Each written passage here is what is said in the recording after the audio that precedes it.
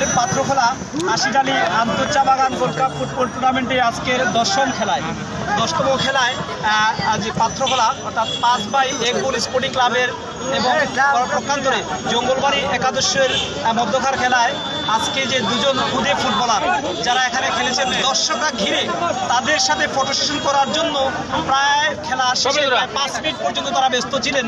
দর্শকরা photo session চালাচ্ছেন ভক্ত সমর্থক। আমরা কথা বলবো সেই ইমন মিয়া এবং দীপক। অনেকেই বলেছেন এমবাপ্পে, কেউ বলেন অ্যান্টনি, কেউ আবার পগবাও বলে থাকেন মতো। আমরা কথা বলবো এই মুহূর্তে আমরা ইমন মিয়ার সাথে কথা বলবো। ইমন মিয়া, আপনি কোথায় প্র্যাকটিস করে থাকেন বা ফুটবলের প্রশিক্ষণ নিয়ে থাকেন কোথায়? দর্শক মণ্ডলী, আপনারা জানেন যে সাবেক ফুটবলার এবং জনি সুফিলের উত্থান যেই মাঠ থেকে ভিক্টোরিয়া উচ্চ বিদ্যালয় মাঠে, যেখানে একরামুর রহমান রানা স্যার তার সাবেক জাতীয় দলের প্লেয়ার, তার অধীনে কিন্তু তিনি প্র্যাকটিস করে থাকেন এই ইমন মিয়া। আমরা কথা বলবো যিনি দীপকের সাথে কথা। দীপক, আপনি কোথায় প্র্যাকটিস করে থাকেন ফুটবলের কোনো প্রশিক্ষণ?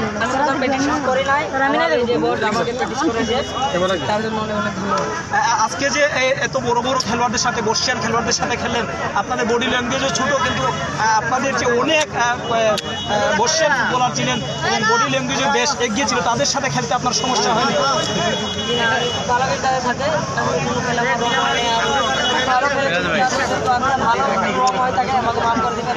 আমি যদিও বাঘ যদি মুগলির লগে লাগে, তারপরে মুগলি কোনো বাঘের লগে। চমৎকার ভাষ্য শুনলেন, উপস্থাপন শুনলেন। কথা বলবো ইমন, আপনি কি বলবেন দর্শকদের প্রতি? দর্শকের সাপোর্ট, আপনারা যদিও আপনাদের খেলায় মুগ্ধ এখানকার দর্শকদের প্রতি কি বলবেন? আমরা তো তিন মাস ক্যাম্পিং করার পরে প্রায় 15,000 200 টাকা। আমরা তো দাম দাম করি 170 টাকা মাল, তাই জন্য তো আমরা ফুটবল লেভেলে উঠতে পারি। ধন্যবাদ। তিনি যেমনটাই জানলেন, ফুটবল খেলতে হলে প্রশিক্ষণ নিতে হলে অনেকটাই আর্থিক বিষয় যেটা, সেটা কিন্তু তুলে ধরেছেন। আমরা ইমন মিয়া এবং দীপকের উজ্জ্বল ভবিষ্যৎ কামনা করি। ফুটবলের মাধ্যমে তারা যেন এগিয়ে যেতে পারে সেই আশা এবং প্রত্যাশা ব্যক্ত করে তাদেরকে আমরা বিদায় দিচ্ছি।